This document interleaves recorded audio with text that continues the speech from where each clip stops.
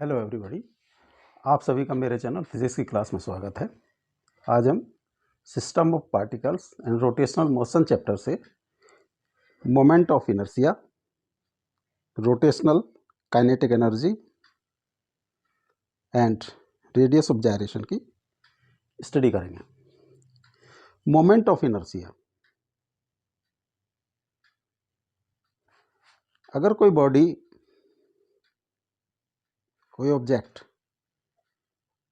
किसी सरफेस पर रखा है, जब तक इस ऑब्जेक्ट पर कोई फोर्स, एक्सटर्नल फोर्स अप्लाई नहीं की जाएगी तो ये रेस्ट में ही रहेगा। और अगर यही ऑब्जेक्ट मोशन में है,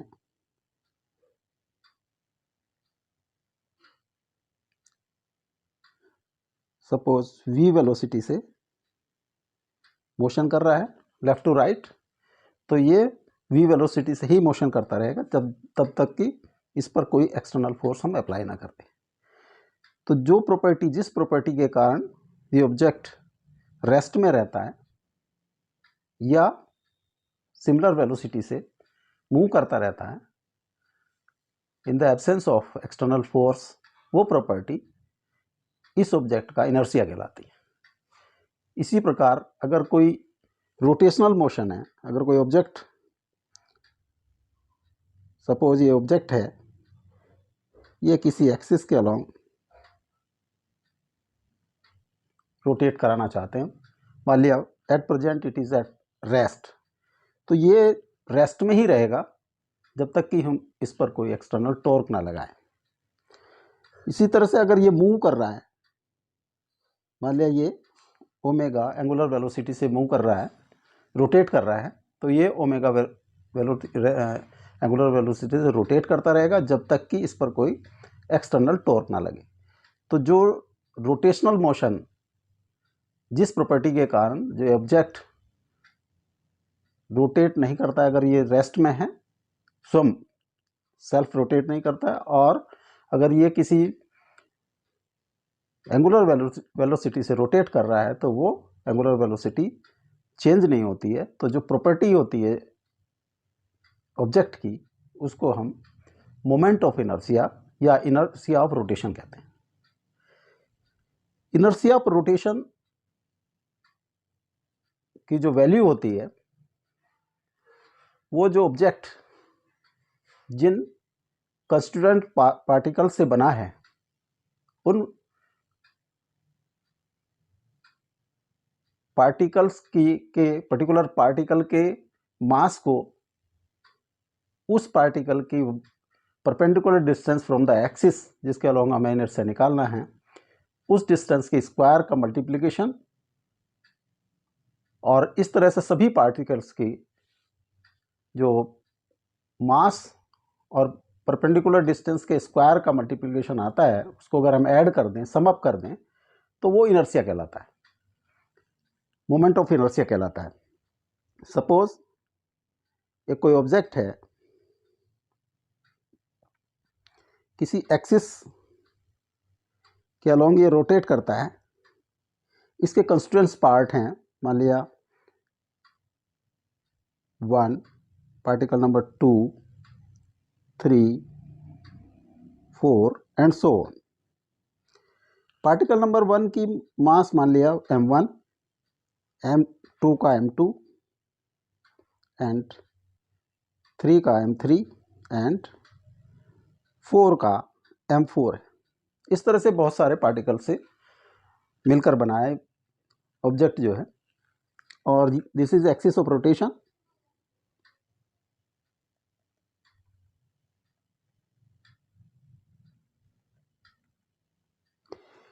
पार्टिकल नंबर 1 की perpendicular distance from the axis is r1, particle 2 की perpendicular distance from axis is r2,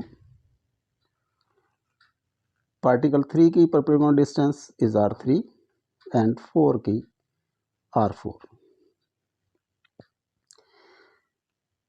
अगर हम पार्टिकल 1 की मास को परपेंडिकुलर डिस्टेंस के स्क्वायर से मल्टीप्लाई करें।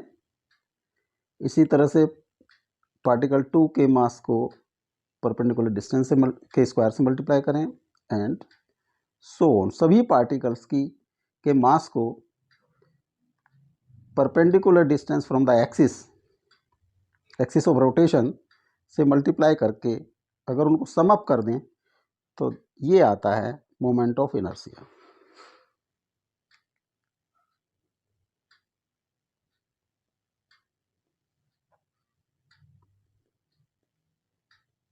About the axis of rotation.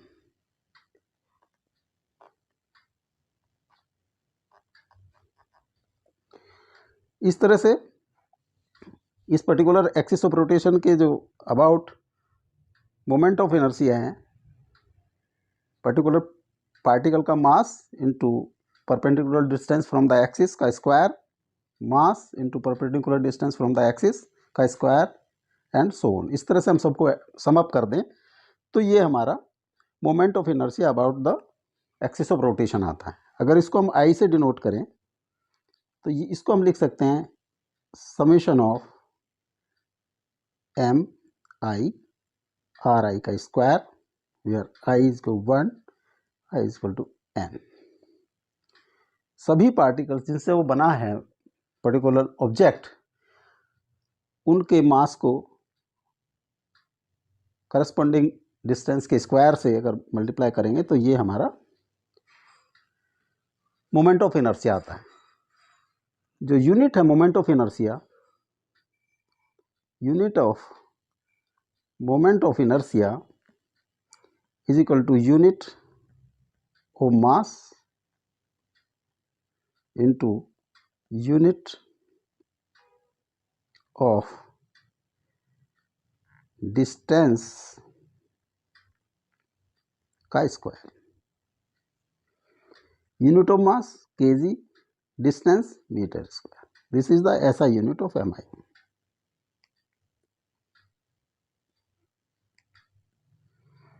KG metre square. Dimensional formula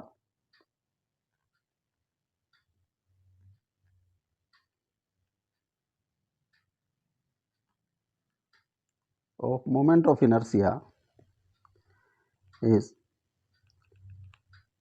m l square।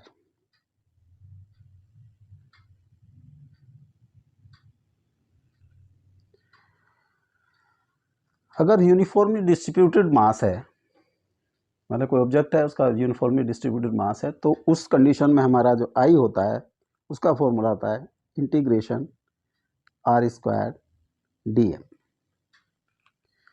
For example अगर कोई रोड है, इसकी length of road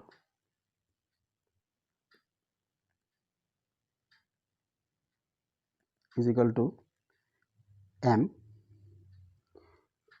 L, mass of road m let. तो इसके जो सेंटर से और रोड के परपेंडिकुलर जो एक्सिस होगा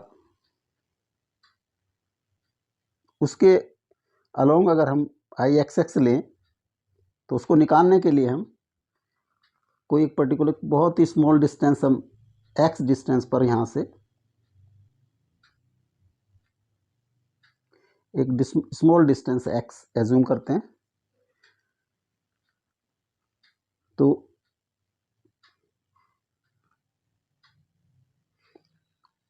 मास पर यूनिट लेंथ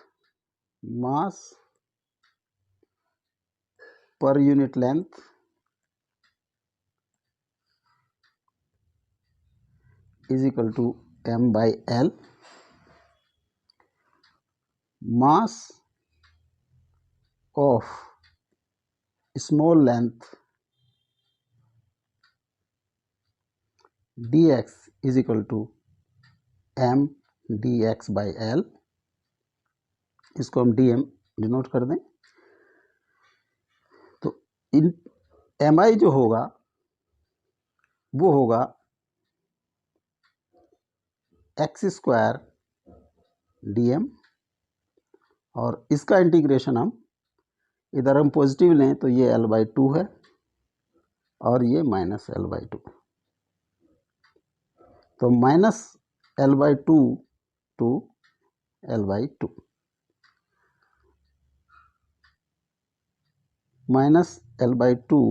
-L/2 m, ये एक्स स्क्वायर dm की वैल्यू रख दी हमने m/l dx, या m/l कॉमन ले लिया, integration -L/2 to L/2 x square dx।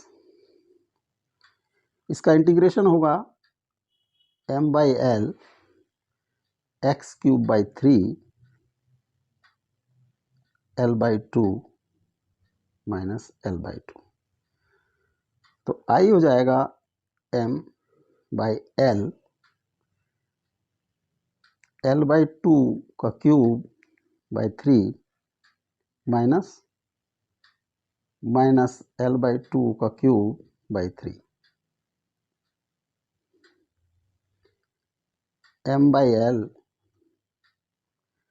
ये होगा L square by 24 plus L square by 24, m/l into 2L square by 24 L cube by 24, या ml स्क्वायर बाई 12।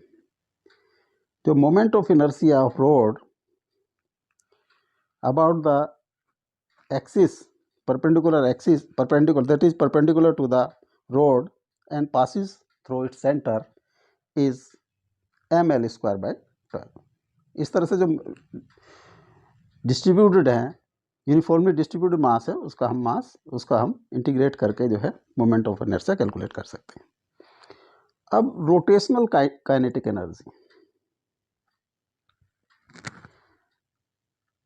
सपोज एक ऑब्जेक्ट है,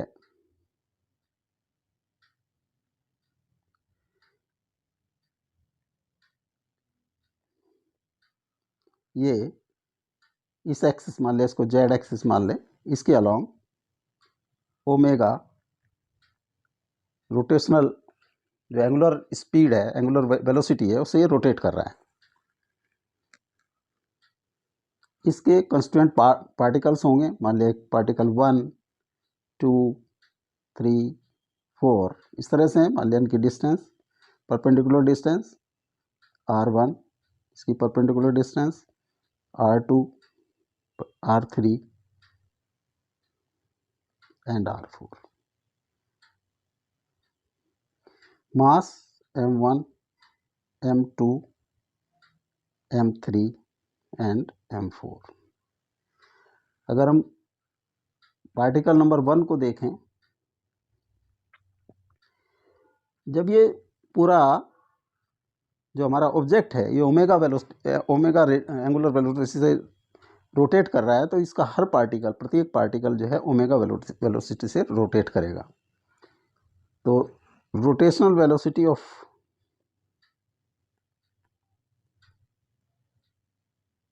angular velocity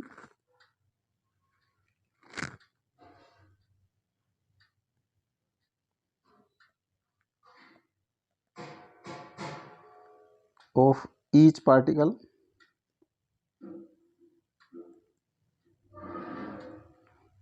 is omega। अब linear velocity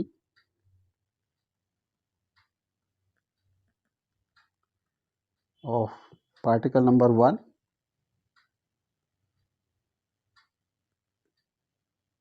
तो linear velocity का formula होता है ओमेगा आर, तो यहाँ v1 हो जाएगा ओमेगा r1। सिमिलरली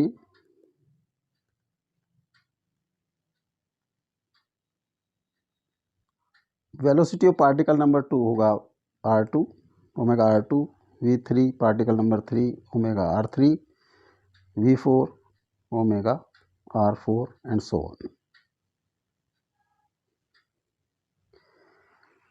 तो kinetic energy of particle number 1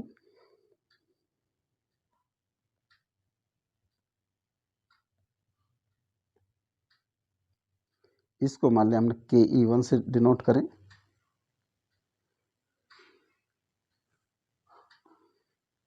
KE1 वो होगा हाफ m1 v1 स्क्वायर। तो हाफ m1 v1 है हमारा ओमेगा R1 का स्क्वायर। तो KE1 1/m1 R1 square omega square KE1। Similarly, KE1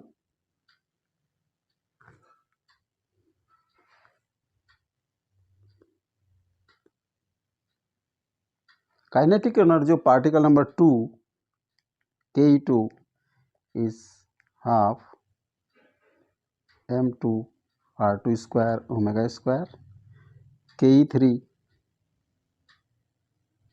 1/2 m3 R3 square omega square and KEN मतलब last particle मान लिया n है तो KEN is 1/2 mn Rn का स्क्वायर ओमेगा स्क्वायर। तो total kinetic energy of the object, total rotational kinetic energy,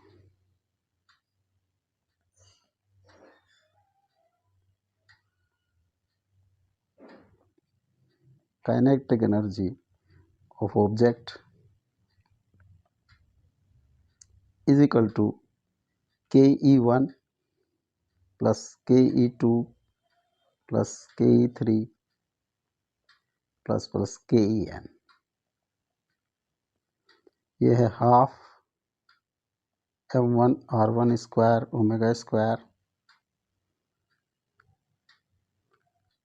plus half m2 R2 square omega square plus 1/2 m3 R3 square omega square plus 1/2 mn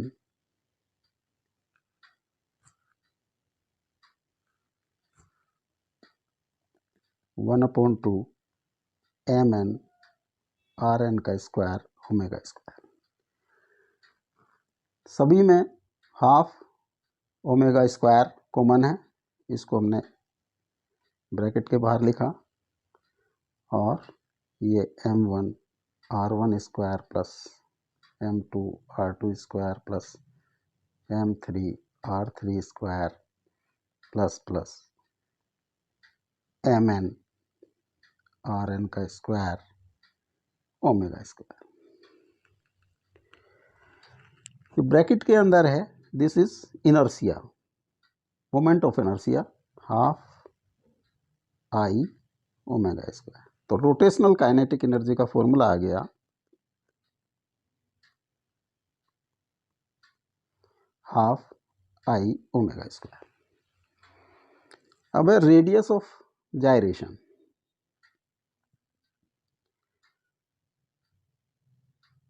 suppose एक object है,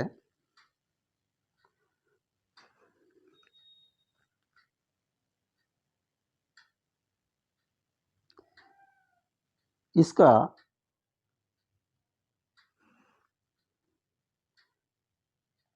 एक axis 1 के along ये rotate करता है।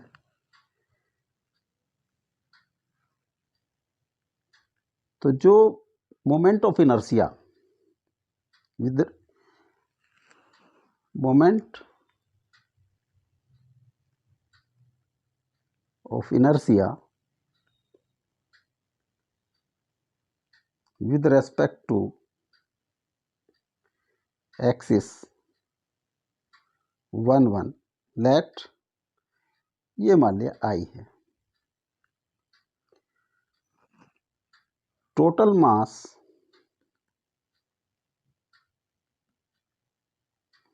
of object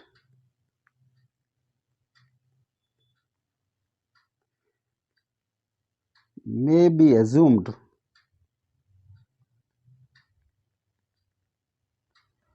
to act on some point, मान लिया ये C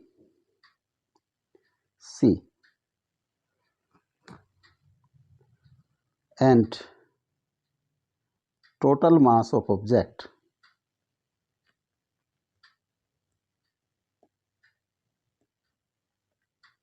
is equal to m।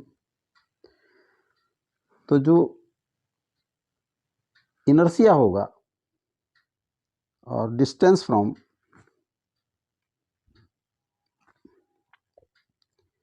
Perpendicular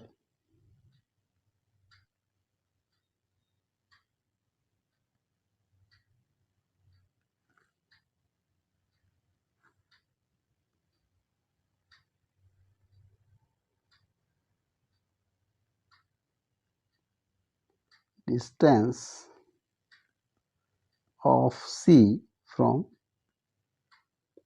axis of rotation is equal to k,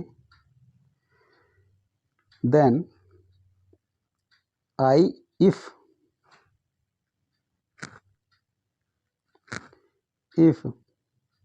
I is equal to mk square, then k is called radius of gyration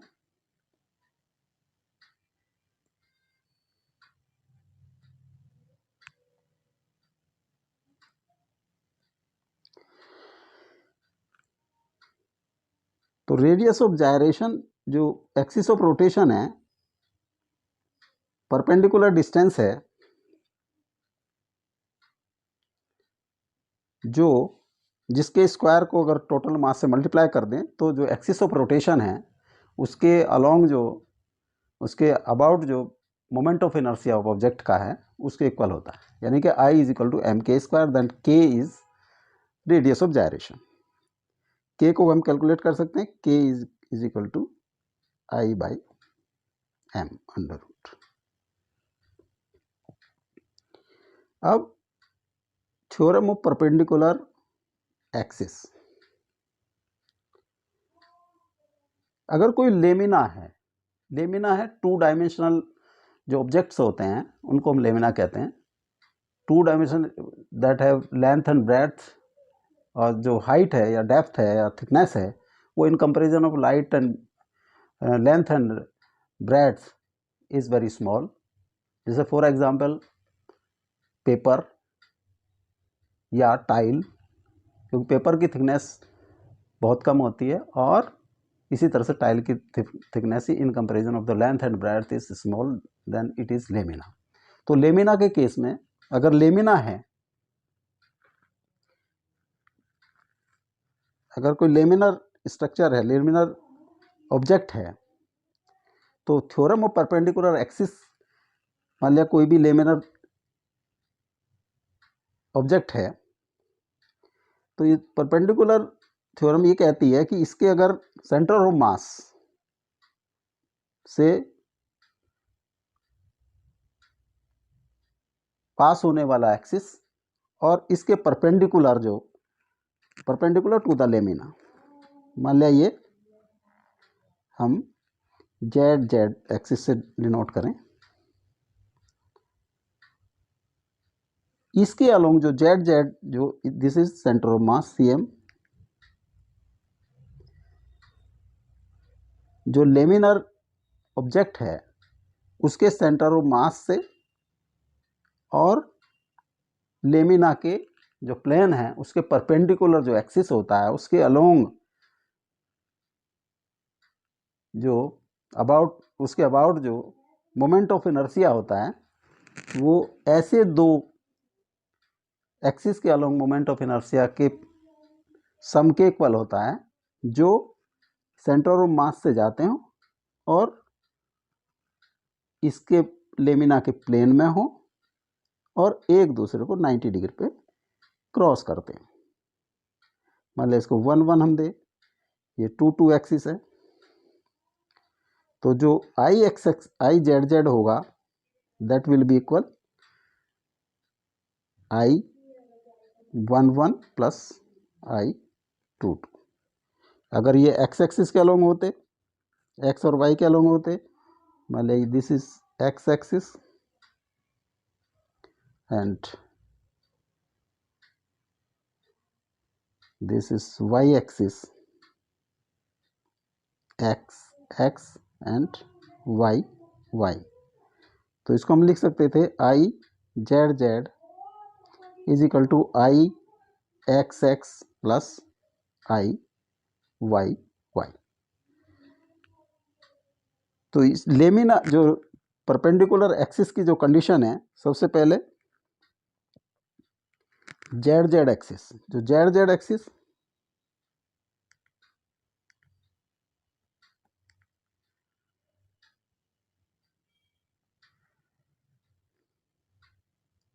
must pass through center of mass and should be perpendicular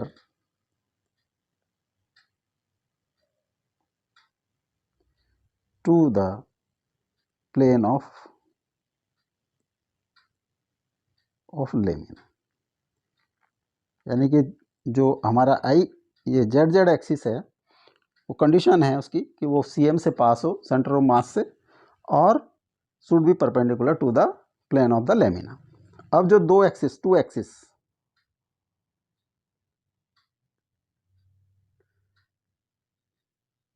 इसको हम कह सकते हैं, मान लिया X axis और Y axis, X X and Y X, X X and Y Y axis.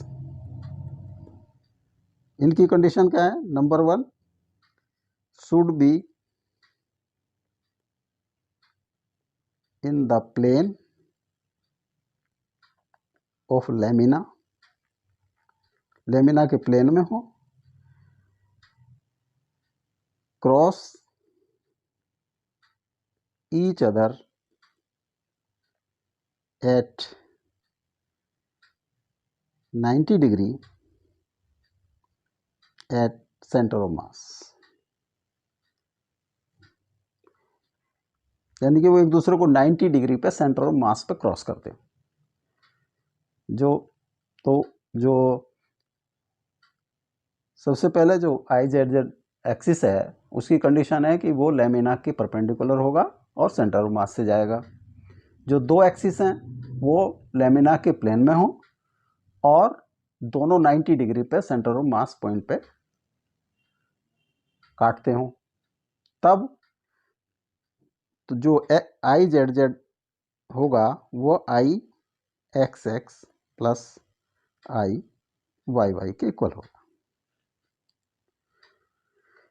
For example अगर हम लें कोई स्क्वायर है,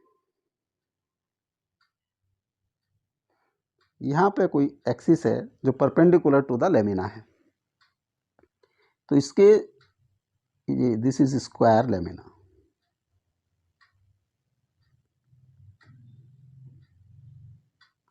तो जो एक्सिस है इसके अलोंग मान लिया हम इसको इस तरह से ड्रॉ कर दें, दिस इज जेड जेड। तो आई जेड जेड और इसके दो परपेंडिकुलर एक्सिस जो इस सी पर क्रॉस करें, वो मान लिया हमने एक ये होगा और एक ये होगा, इसको 1 1 नाम दे दिया, ये 2 2। तो I Z Z will be I 1 1 plus I 2 2। ये दोनों सिमेट्रिक हैं,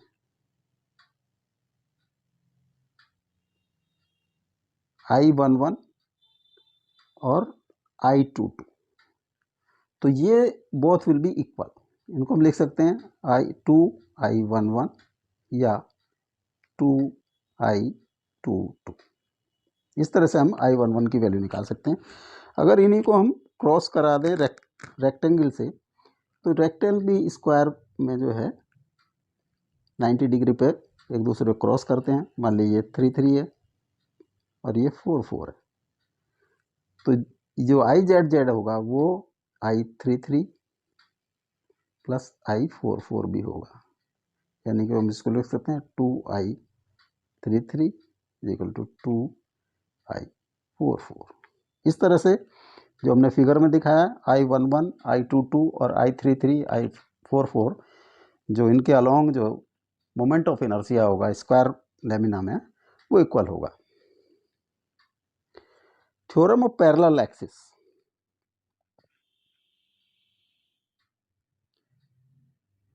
अगर कोई ऑब्जेक्ट है, इसका सेंटर ऑफ मास से एक एक्सिस जाता है,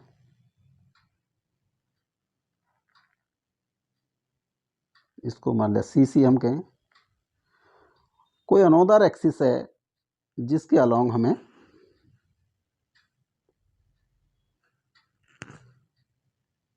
इनर्शिया निकालना है, मोमेंट ऑफ इनर्शिया। इसको मान लिया हमने ZZ नाम दे दिया। इन दोनों के बीच की जो परपेंडिकुलर डिस्टेंस है दैट इज D, और इसको हम अगर CC के अलोंग हम लिखें IO लिख दें, और इसके अलोंग जो है मान लिया I होगा, तो by the definition of parallel axis theorem I will be I0 plus md square, where m is the mass of this object। ये जो है ये फॉर्मूला है। अगर इसको हम ड्राइव करना चाहें तो हम ड्राइव भी कर सकते हैं। मान लिया ये ऑब्जेक्ट है, ये सेंटर ऑफ मास से CC जाता है, ये अनोदर एक्सिस है जिसको ZZ नाम दिया है, ZZ। इनके बीच की डिस्टेंस D है। मान लिया कोई ऑब्जेक्ट M1 इससे इस डिस्टेंस जो है X डिस्टेंस पे है। कोई अन्य ऑब्जेक्ट मान लिया इस तरफ है, ये X1 है, ये M1 है, और ये जो है मान लिया इधर से ये X2 M2 है और दिस इज X2। तो IZZ होगा इसी तरह से, और भी इसके कंस्टिट्यूएंट्स पार्टिकल्स होंगे। तो IZZ will be M1 D plus X1 plus M2 D minus X2, और कुछ और पार्टिकल्स मान लेते हैं। मान लिया M3 है, M4 है। सिमिलरली बट X3 डिस्टेंस पे ICC से CC से, और ये 4 डिस्टेंस पे मान लिया हम M2 M3 D plus X3 plus M4 D plus X4, और सिमिलरली मान लिया दूसरी तरफ भी हैं, माइनस साइड में है D minus X5 and so on. इनका स्क्वायर होगा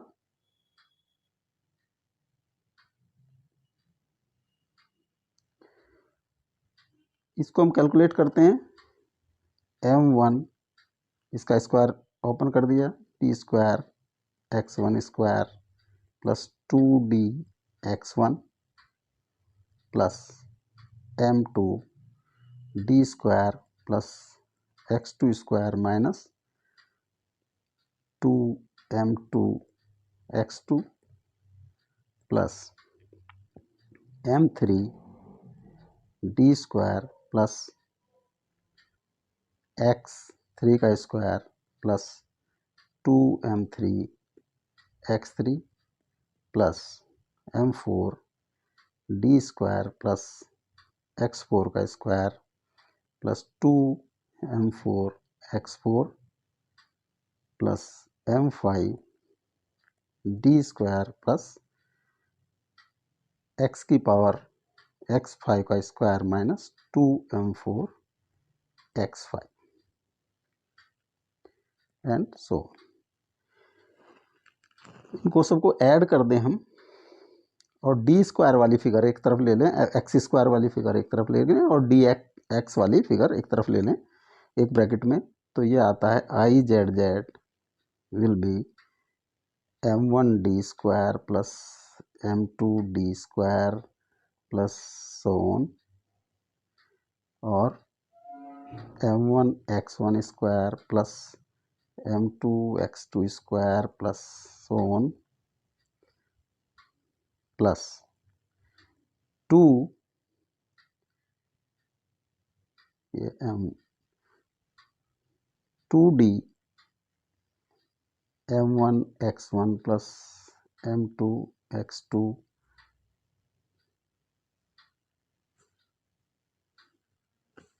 minus plus m3 x3 plus m4 x4 minus m5 x5 सो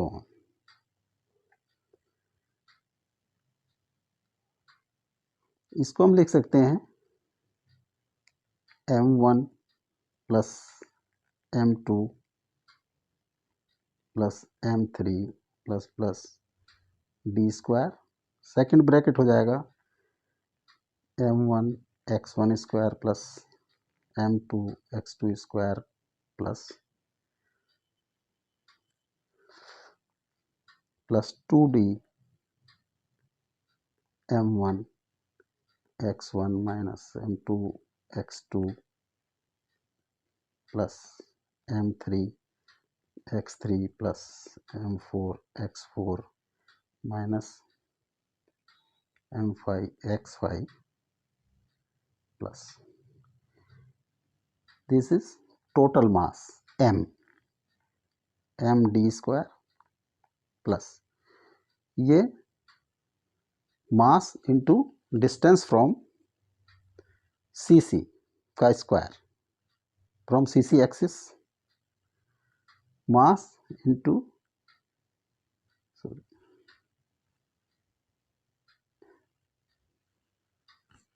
मास इंटू CC एक्सिस स्क्वायर, तो ये दिस कन्वर्ट इंटू I0 या ICC एंड 2D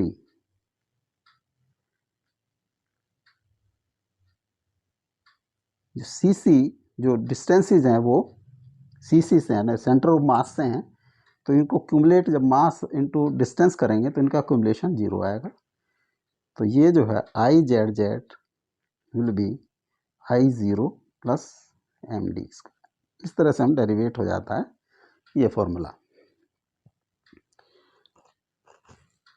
अब नेक्स्ट है moment of inertia of some bodies. कुछ का जो है मोमेंट ऑफ इनर्शिया, जैसे यूनिफॉर्म रोड जिसकी लेंथ L है परपेंडिकुलर टू द, कहाँ से लेना एक्सिस, मान लिया एक रोड है इसके सेंटर से और इसके परपेंडिकुलर, रोड का मास m है और लेंथ L है, ये अभी हमने डेरिवेट किया mL स्क्वायर बाई 12 होता है।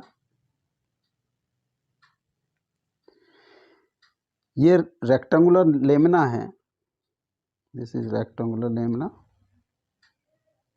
और जो परपेंडिकुलर L इसकी लेंथ है B through the centre, centre से जाता है तो इसका फॉर्मूला होता है, मान लिया इसका mass m L square plus B square upon 12।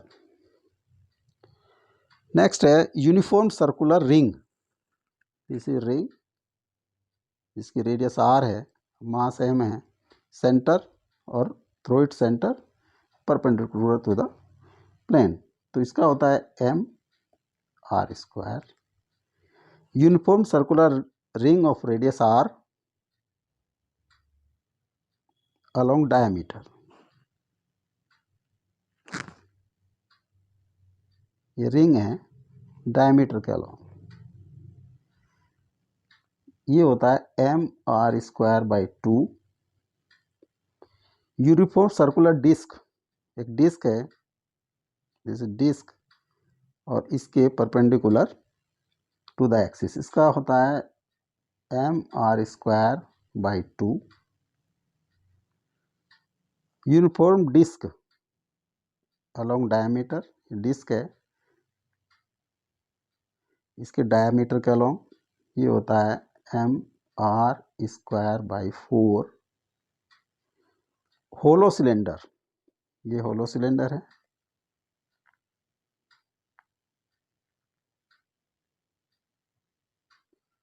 इस एक्सिस के अलोंग होलो सिलेंडर का mr², अगर सॉलिड सिलेंडर हो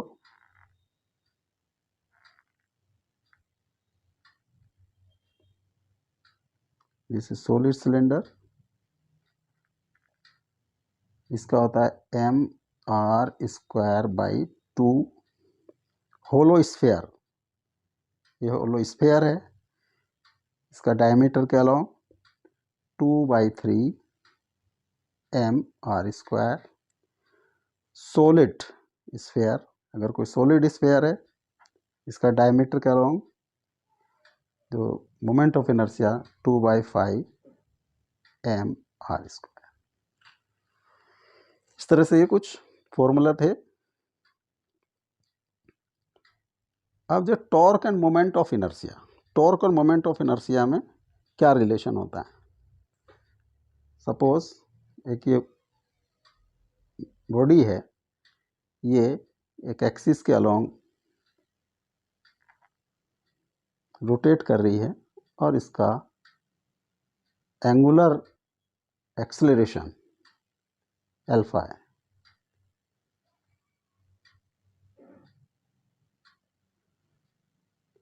इसकी कंस्टिट्यूएंट्स पार्टिकल्स हैं 1 2 3 4 5, बहुत सारे होंगे, मतलब 1 2 3 4 एंड 5। 1 का मास m1, perpendicular distance from axis is r1।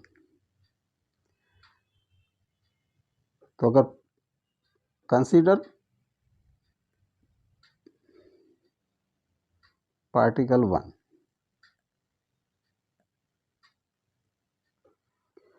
Particle 1 का जो एंगुलर एक्सेलरेशन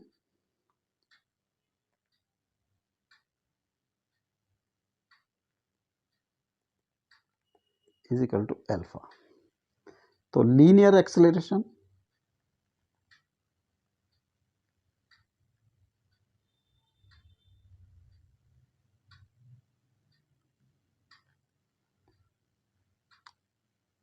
a1, फॉर्मूला होता है a is equal to alpha into are, तो ये होगा alpha r1। Force on particle 1,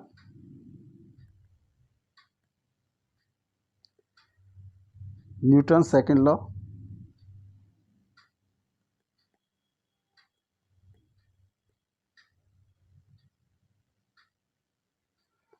force F1 is equal to ma m1 a1 या m1 alpha r1। Torque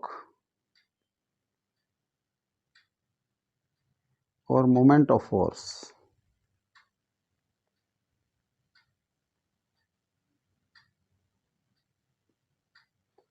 on particle 1,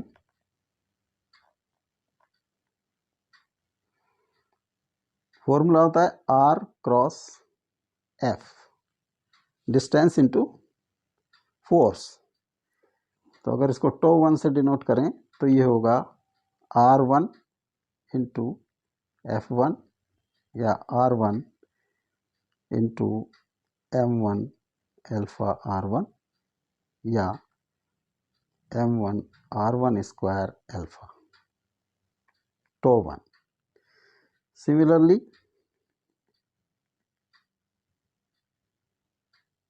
torque on particle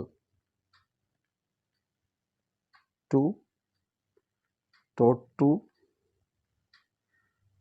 m2 r2 का square alpha, और particle 3 पर tau 3 m3 r3 square alpha, and particle number n tau n mn rn square alpha. Total torque on object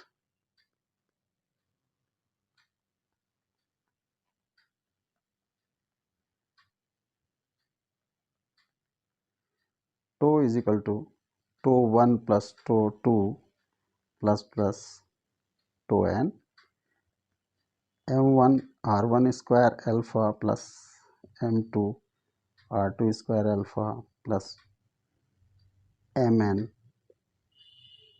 rn square alpha. ये हो जाता है m1 r1 square plus m2 r2 square plus mn rn square alpha. जो bracket में है this is moment of inertia I alpha. तो torque is equal to I into alpha. Angular acceleration multiply by inertia is torque. Angular momentum and moment of inertia.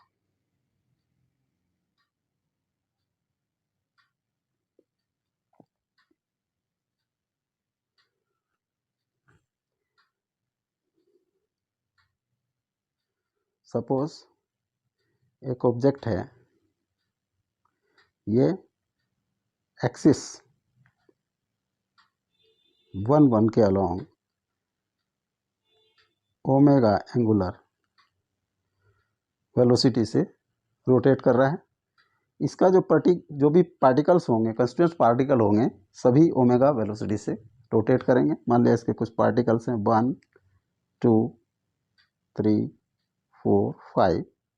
इसकी perpendicular distance r1 r2 r3 and so on. पहला particle m1 mass का, second m2 and m3 and l4. अगर हम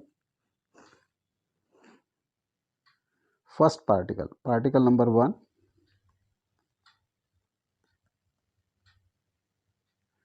angular velocity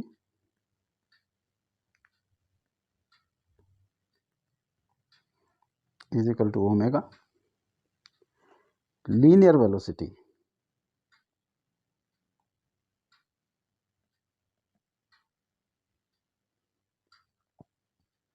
formula omega into are, तो omega into r1. Linear momentum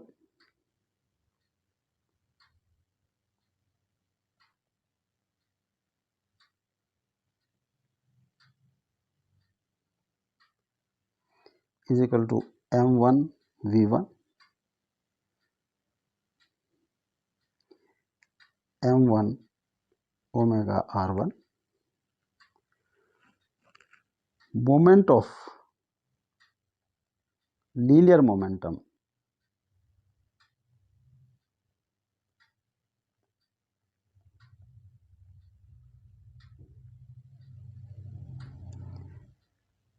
r1 into p1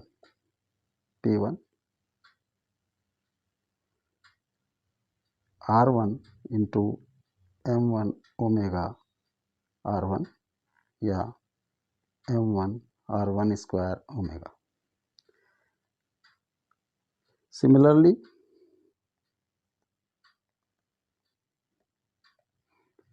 L2 particle number 2 m2 r2 का square, L3 m3 particle number 3 and so on ln is equal to mn r की square omega.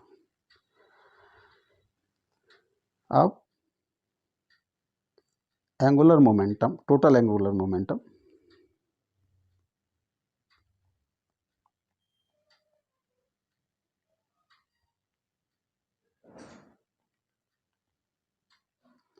L is equal to L1 plus L2 plus L3 plus Ln, m1 r1 square omega m2 r2 square omega plus mn rn square omega m1 r1 square plus m2 r2 square plus mn rn square omega. तो bracket में है ये moment of inertia with respect to the axis of rotation I omega,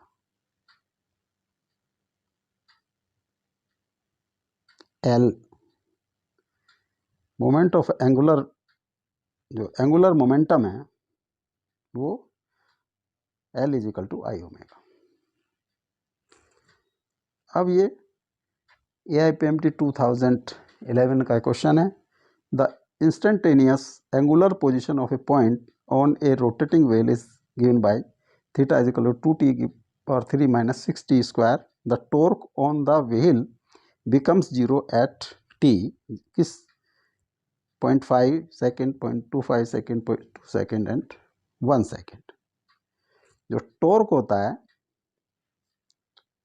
torque is equal to I alpha moment of inertia into angular acceleration. तो torque कब zero होगा? When alpha is zero. If torque is zero then alpha is zero. तो जो हम theta दिया है, theta is equal to 2t³ minus 6t square. तो angular velocity होती है omega is equal to d theta by d t, d by d t 2t³ minus 6t square. इसका differentiation कर देंगे तो ये 6t square minus 12t, this is omega. Angular momentum होता है differentiation of angular velocity, D by d T 6t square minus 12t, ये है 6 into 2t minus 12 into 1 बराबर 12t माइनस 12। जो कंडीशन है हमारी कि अल्फा मस्ट बी जीरो, तो 12t minus 12 is equal to alpha is equal to zero, या 12t is equal to 12, t is equal to 12 by 12 1 second. तो 1 second बाद जो है टॉर्क बिकम्स जीरो। तो this D is the correct option. Next question है NEET 2016. Light rod of length L has two masses M1 and M2 attached to its end. The moment of inertia about an axis perpendicular to the rod and passes through its center of the mass is M1 M2 M1 plus M2 L square, M1 plus M2 upon M1 M2 L square, M1 plus M2 L square, M1 M2 under root L square. एक light rod है जिसको massless मान सकते हैं, ये मान लिया AB rod है, this is M1 M2। Suppose centre of mass is at 0, ये x है and this total is L। यहाँ पे सेंटर ऑफ मास पे m1 प्लस m2 मास एक्ट करेगा। तो x की डिस्टेंस निकालने के लिए तो m1 plus m2 into x is equal to, this is at 0, m1 into 0 plus m2 into L। तो x is m1 plus m2 into x is equal to 0 plus m2L is equal to m2L। तो x is equal to m2L by m1 plus m2। तो distance of A हमारी ये आ गई है x, और distance of B from centre of mass, distance of B from centre of mass is equal to L minus x. Value रख दें L minus m2L by m1 plus m2, m1 plus m2, m1L plus m2L minus m2L, m2L से m2L cross हो गया, m1L upon m1 plus m2, L minus x. अब जो moment of inertia x is perpendicular to the rod and passing through the center of the mass। तो centre of mass C, एक 1 अगर axis है तो जो moment of inertia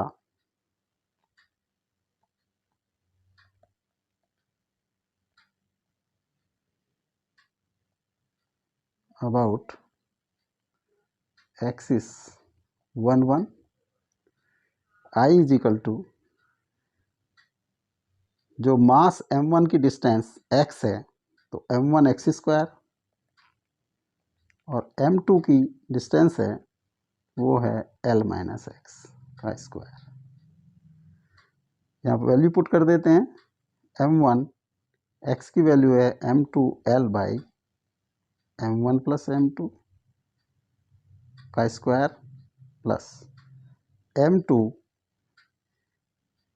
L minus x है m1L upon m1 plus m2 का square, m1 m2 का square L square upon m1 plus m2 का whole square plus m2 m1 का square L square upon m1 plus m2 का whole square is equal to m1 plus m2 का whole square m1 m2 का square L square plus m2 m1 का square L square. इसमें से common है m1 m2 L square, m2 plus m1 upon m1 plus m2 का whole square. ये cross हो जाता है, एक स्क्वायर बचता है m1 m2 L square by m1 plus m2। This is the moment of inertia m1 m2। तो option A is correct.